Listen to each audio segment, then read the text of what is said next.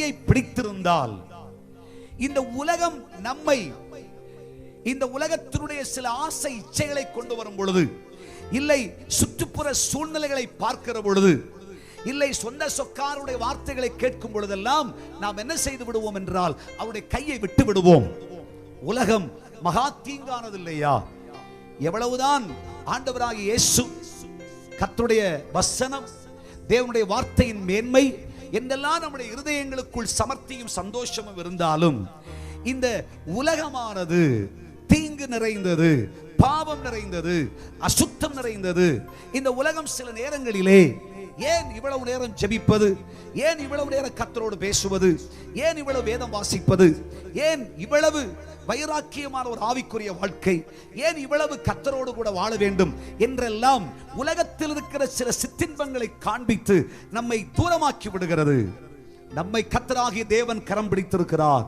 தேவனுடைய பிள்ளைகளை நாம் அவருடைய கரங்களை பிடித்திருப்போமானால், இந்த உலகம் நம்மை வா என்று அழைக்கிற பொழுது, திரும்பு என்று சொல்லுகிற பொழுது, விட்டுவிடு என்று சொல்லும் பொழுது, நிச்சயமாய் சர்வ வல்லமை உள்ள தேவனுடைய கரத்தை நாம் பிடித்திருந்தோமானால் நம்முடைய கரங்களை தளர்த்தி விட்டு இருப்போம்.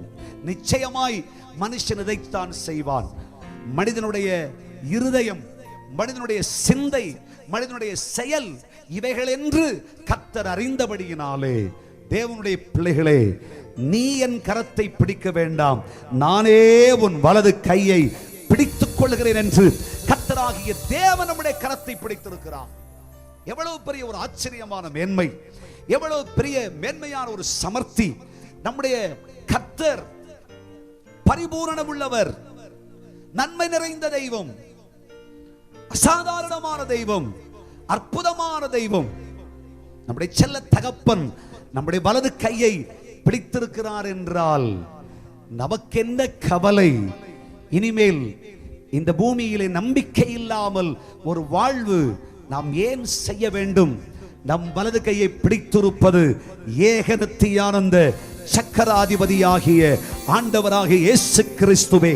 நம் வலது கையை பிடித்திருப்பது தேவனுடைய பிள்ளையே, இந்த அகிலாண்ட முழுவதையும் உருவாக்கிற கர்த்தராகிய சர்வ வல்லமை உள்ள தேவன் நம்முடைய கரத்தை பிடித்திருப்பது, இந்த பூமியும் அது நிறைவும் கர்த்தருடையது என்று வேதம் சொல்லுகிறது. இந்த பூமியில் இருக்கிற எல்லா நாமங்களுக்கும் மேலான நாமம் உடையவராகிய நமது கர்த்தராகிய தேவன், அவர் நமது கரங்களை பிடித்திருக்கிறார். அவர் கைவிடவே மாட்டார். ஒரு ஆமென் சொல்லுங்க பார்க்கலாம்.